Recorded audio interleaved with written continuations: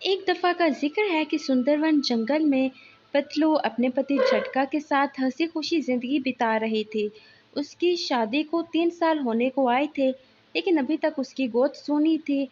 उसी जंगल में मोटू नाम का एक कबूतर रहता था, जो कि पतलू को बहुत पसंद करता था, लेकिन उसकी शादी झटका से हो जाती है।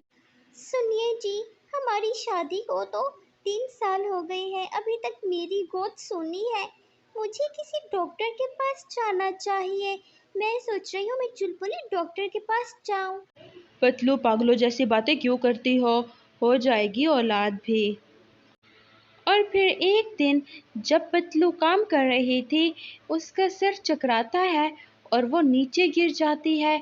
उसके बाद वो भागी भागी झटका के पास आती है और कहती है, सुनिए जी, मैं माँ बनने वाली हूँ।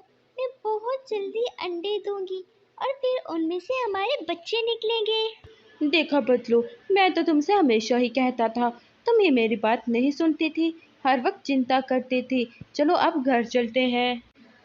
दूसरी तरफ मोटू पतलू और झटका की सारी बातें सुन लेता है और बहुत ज्यादा दुखी हो जाता है। पतलू, तुमने वादे तो मेरे साथ किए थे और घर तुम गैर का बसा रही हो, और मैं तुम्हारी याद में पागल पागल फिर रहा हूँ। उसके बाद मोटू बेइख्तियार पतलू से मिलने के लिए चला आता है। पतलू, मैं तुम्हें मुबारकबाद देने आया हूँ। खैर से तुम माँ बनने वाली हो। वैसे बहुत अच्छा किया तुमने मेरे साथ।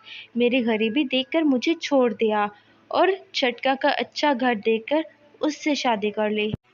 मोटू, मुझे तकलीफ मत दो और तुम्हें यहाँ नहीं आना चाहिए था।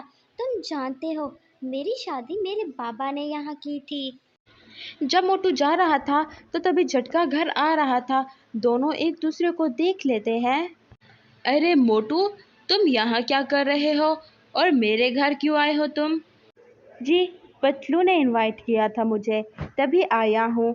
चाय पीने आया था और चाय पी के जा रहा हूँ। चाय आपके लिए भी रखी है। न जाने क्यों, पतलू मेरी बसा बसाया घर उजाड़ने पर तुला है। वो क्यों आ जाता है बार बार। मैं उसे भूलना चाहती हूँ, लेकिन वो होने नहीं दे रहा। और फिर एक दिन जब झटका कार से दूसरे शहर जा रहा था, तब उसका एक्सीडेंट हो जाता है। पतलू इस दुनिया में बिल्कुल अकेली रह जाती है। वो बहुत ज़्यादा दुखी थी, निराश थी। उसे कुछ समझ नहीं आ रहा था कि वो क्या करे।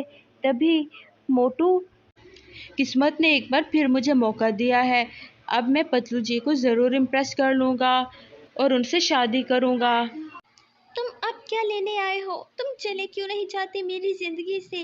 क्यों बार बार मेरे सामने आ जाते हो जब भी मैं अपनी ज़िंदगी में आगे बढ़ने की कोशिश करती हूँ? मोटू उसे शादी के लिए कन्विंस करने की कोशिश करता है और जल्द ही वो मान जाती है। फिर दोनों शादी कर लेते हैं। तो दोस्तों, वीडियो पसंद आई हो तो चैनल को सब्सक्राइब कर दे। Thanks for watching.